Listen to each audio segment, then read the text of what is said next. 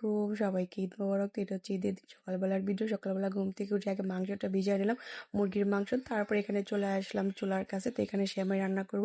সেমাই রান্না করার জন্য এখানে একটা কড়াই বসিয়ে দিয়েছি। তো কড়াইতে আমি ফার্স্টে সেমাইটাকে একটু ভেজে নিব। তো আমি আজকে দমের সেমাই রান্না করব।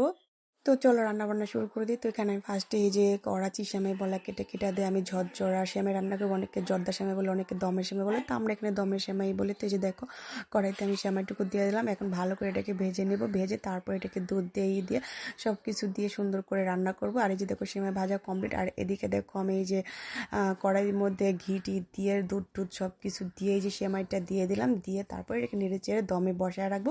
যেরকমটা করে মানে জর্দাটা মানে রান্না করে সেরকম করে। যেহেতু আমার সব কিছু দেওয়া হয়ে গেছে, এখন আমি এটাকে দমে বসে আবার পাশের চুলায় শিরা জাল হইতেছে।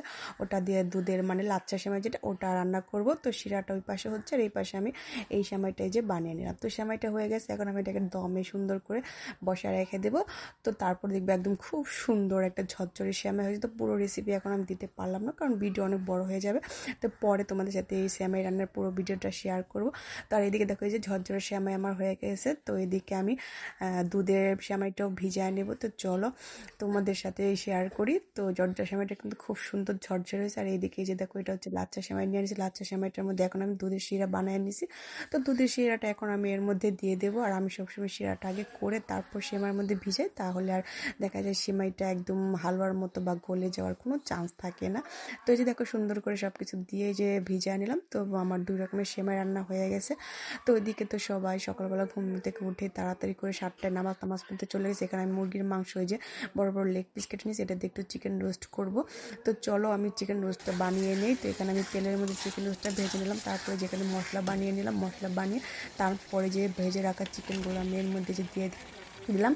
তো ওই যে ভেজে রাখা চিকেনের সাথে আমি আবার এখানে একটু ডিম অ্যাড করে দেবো, কারণ এক ঝুলে 2 তরকারি হয়ে যাবে। চাইলে তোমরা এটা রান্নার পর আলাদা আলাদা করেও রাখতে পারো, চাইলে একসাথে মিক্স করেও রাখতে পারো। তো আমি এই যে দিয়ে দিলাম। আর এই যে দেখো আমার রান্না বান্না কমপ্লিট। তো চলো তোমার দেখা এই যে হচ্ছে দমের সেমাই। তারপর এই যে এদিকে যে দুধের লাচ্ছার সেমাই আছে, আর এদিকে আমি ডিমটা আলাদা করে তুলে রাখছি। আর এখানে এই যে রোস্টটা আলাদা করে রেখে দিয়েছি। তো এই হচ্ছে আমার আজকে ঈদের দিন রান্না বান্না, কারণ গরুর মাংস এখনো রান্না হয়নি। কারণ এই বছর মানে একটু অসুবিধার জন্য সব প্রতি কোনো একটা সমস্যা থাকতে পারে, সেই জন্য আর এই বছর কুরবানিটা আমাদের দেওয়া হয়নি। তো ওদিকে পোলাওটা আমি কুকারে বসায় দিয়েছি। তো এখানে আমি একটু সেমাই নিয়ে বসে পড়লাম যে একটু সেমাই খেয়ে নিই, অনেকটাই বেলা হয়েছে। তো ওই যে সেমাই খাচ্ছি। তো আমি দমের সেমাই নিলাম, খুব সুন্দর ঝরঝরে হয়েছে। তো মানে কুরবানি ঈদ আসলে মানে একটু ভালো লাগে, কষ্ট লাগে যদি কুরবানি না দিতে পারি। তো সবই হচ্ছে আল্লাহ পাকেরই চালাপাক, যার যার রিজিকে বা যার কপালে যেরকম রাখবে সেরকমটাই তো হবে। তো এটা নিয়ে আমি একবার মন খারাপ করলেও আরেকবার দেখা যায় সব কিছু চিন্তা ভাবনা করে করি যে না, সব কিছু আল্লাহ পাকের ইচ্ছা। তো এখানে একটু দুধ সেমাই নিয়ে নিলাম, তো এটাও একটু খেয়ে নিলাম। তো 2টা সেমাই খুব খুব মজা হয়েছে। তো এখন সেমাইটা খেয়ে যাবো গোসলে, গোসল করে এসে তারপর দুপুরের জন্য যা যা রান্না করছি তারপর খাওয়া দাওয়া করবো। তো চলো, সেমাই খাওয়া আমার প্রায় শেষ। তো দুধের সেমাইটা কিন্তু খুব মজা হয়েছে। তো চলো, তোমাদের সাথে কথা বলতে বলতে আমার খাওয়া কিন্তু শেষ পর্যায়ে। তো সবাইকে আবারও বলতে, সবাইকে ঈদ মোবারক, হাম্বা মোবারক। তো এই তো সেমাই খাওয়া শেষ করে গোসল করে আসলাম।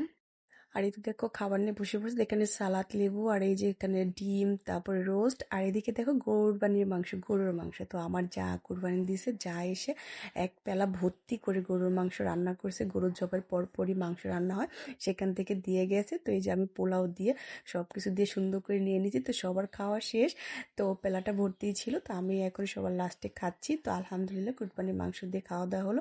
তো ভিডিওটি কেমন হলো কমেন্ট করে